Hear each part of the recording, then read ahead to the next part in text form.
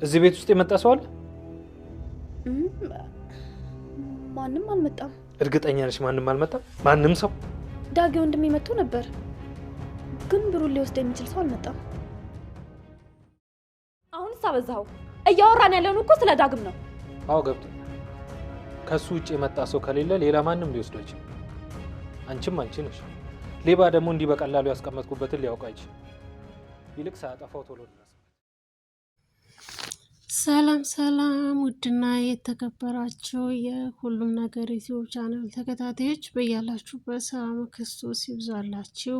እንዴት ናችሁ? እንግዲህ ቃልዬና እንደምታውቁት ኤፉ ማለት ነው ዝጋ ምንም ቢሆን እናት እስከሆነች ድረስ ወዳና ፈቅዳ እንኳን ባይሆን ለልጇ ስትል ያደረገችው መስዋዕት ነው ማለት ነው። በጣም ተጸጽታለች ማለት ነው። እና እሱ ግን እኔ አንቺ ልትጸጸች ትችያለሽ፣ እኔ ግን ምንም የምጸጸትበት ነገር የለም እያለ ነው። እና ኤፉ ዝጋ በጣም ታሳዝናለች። ራሷን መስዋዕት ያደረገችው አሁን ዝጋ ለልጇ ስትል ነው፣ የልጇን ነፍስ ለማድን ነው። እና ከአንተ ጋር ብሞት አልሆንም፣ እንደውም ልጄን ለአባቱ ሰጥቼ እኔ ሞቴን እመርጣለሁ እንጂ በፍጹም እኔ ካንተ ጋር አልሆንም እያለች እየተናገረች ነው ማለት ነው። ቃል ደግሞ በጣም ስሜታዊ ሆኗል። እየተናገራት ነው ያለው። እንደ ንግስት አኖርሻለሁ፣ ከእኔ ጋር መኖር ትችያለሽ እያለ ነው። እሷ ግን በፍጹም ካንተ ጋር እንኳን አብሬህ ልኖር አጋጣሚም ፊትህን እንዳየው አልፈልግም እያለች እየተናገረች ነው። እና ናታንና ገኒም ሀሳብ ውስጥ ገብተዋል። በዚህ አጋጣሚ ደግሞ የወንድሟ የዳግም ህይወት በጣም ምስቅልቅሉ እየወጣ ነው። እሱንም እንደዚህ የሆነበት ምክንያት የወይዘሮ አልማዝ ሴራ ስላወቀችበት ነው ማለት ነው። ምክንያቱም መርዝ ሲበጥብጬ ሰጥቻታለሁ ብሎ ተናግሯልና ለዛ ነው ዝጋ እንደምታውቁት ትውስታ ነው እያስታወሰች ብነግራት ምን ያደርጉኛል፣ ይገሉኛል ወይ አይገሉኝም ወይ እያለች ስትጨነቅ ስለነበረ ነው። እና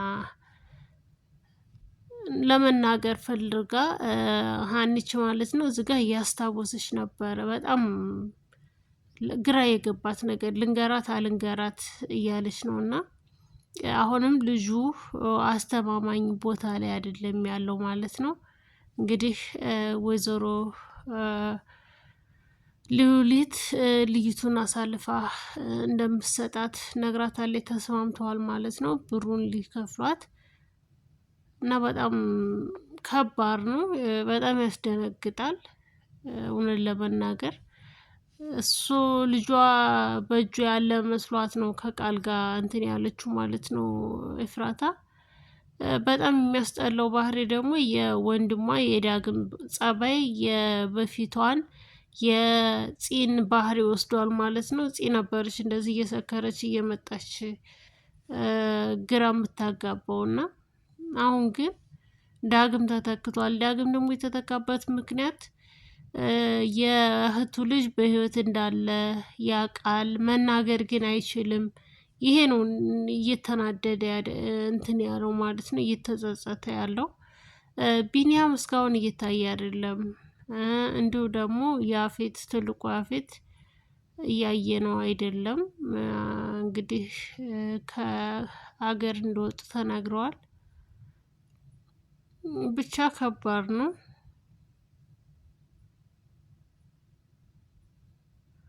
እዚጋ ደግሞ ኤፍራታ ምኗን እንደነገጠችው በጣም ደንግጣለች። ይህን ስታይ ልጅ በህይወት አለ ካላየሽ እመኙ፣ እመኝ ማመኛ ደግሞ ፎቶውን ላሳይሽ ብሎ ፎቶውን ሲያሳያት በጣም ደንግጣለች ማለት ነው። ሀኒች በጣም መልካም ናት። እንደ ሴትነቷ ታዝናለች፣ ለሴት ልጅ ትጨነቃለች። እኔም እኮ ሴት ነኝ፣ እኔ እሷን ቦታ ላይ ብሆን አብዳለሁ እያለች ነበረ። እና እንደውም አንቺ ብትሆኚ አላቅም ምን እንደምትሆኝ እያለ ከወንድሟ ጋር ሲያወሩ ነበረ። ወንድሟ ቃልዬ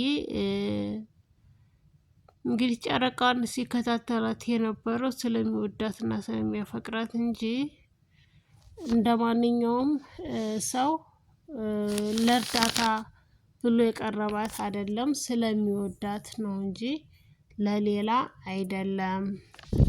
እንዴት ባለ ትዳር ልጅ ትወዳለህ? ልጅ አላት፣ ባል አላት፣ ለምን ትዳሯን ታበሳቋቁላለህ ብላ ተናግራ ነበረ። ነገር ግን ሊሰማት አልቻለችም ማለት ነው ወንድሟ። ይችም እንግዲህ የናሆሜ እናት ካስታወሳችሁ ማለት ነው ጽናት ድራማ ላይ ታቋታላችሁ። እዚህ ጋ ደግሞ እንግዲህ የህፃኑ ልጅ አሳዳጊ ሆና የተቀጠረችዋ ብር ወዳድ ማለት እንደዚህ ነው። አሁንም ብር ምንም ነገር እንደማያደርግ ማወቅ ይቻላል። አሁንም ልጁን አሳልፈው ሊሸጡት ነው ማለት ነው። ይቅርታታ ትንሹ ያፌት ማለት ነው። በጣም ዝምተኛ ነው ሲበዛ ማለት ነው። እና አያወራም አንጀቴን ነው የሚበላኝ ማለት ነው። እና ውድ የቻናሌ ቤተሰቦች በያላችሁበት ሰላማችሁ ዝት ይበልልኝ እያልኩኝ ቀጣዩን ቪዲዮ አብረን እንደምናየው አልጠረጠርም። እስከዛ ግን ቪዲዮውን ላይክ እና ሰብስክራይብ እያደረጋችሁ ወደ ቻናሉ ግቡ ማለት ነው። ቻናሉን ሰብስክራይብ እና ላይክ ኮሜንት ያደርጋችሁ ደግሞ ከልብ አመሰግናለሁ። በኮሜንት እንገናኛለን ማለት ነው። ውድ የሁሉም ነገር ዩቲዩብ ቻናል ተከታታዮች በሙሉ በያላችሁበት ሰላማችሁ ይብዛልኝ።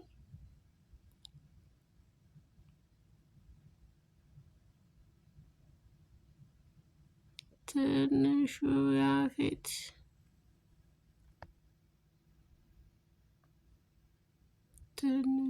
ያፌት ሲያሳዝን እኮ ደግሞ በእግዚአብሔር። ይሄ ትንሹ ያፌት ይባላል። ትልቁን ያፌትን ደግሞ ላሳያችሁ። ይመሳሰላሉ እንዴ?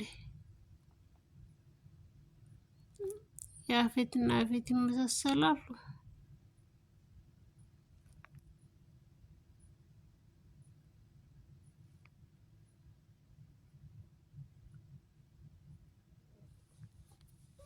እሺ እንግዲህ ውድና የተከበራችሁ ቻናሌ ቤተሰቦች በያላችሁበት ሰላማችሁ ይብዛልኝ። እውነት ለመናገር ስለነበረን ቆይታ ከልብ አመሰግናለሁ። ቪዲዮውን ላይክ እና ሰብስክራይብ እያደረጋችሁ ለምታበረታቱኝ ከልብ አመሰግናለሁ። ቪዲዮውን እንደተለመደው በላይክ ጀምሩት ማለት ነው። እንግዲህ በያፌት በኩል ቢመጣ ነው የምለው እኔ ማለት ነው። ያፌት ቢመጣ አሁንም መጥቶ ነበረ። በእርግጥ ተመልሶ ነው እንትን ያለ ወጣው ማለት ነው። እሱም እንግዲህ ለተወሰነ ጊዜ እንደሚወጣ አዲሱ አስተካክሎ ሁሉም ነገር እንደሚመጣ ነው። እንደሚመጣ ደግሞ ተስፋ አለን ማለት ነው። ናችሁ ይዛ በያላችሁበት እወዳችኋለሁ፣ አከብራችኋለሁ ውድ የቻናሌ ቤተሰቦች።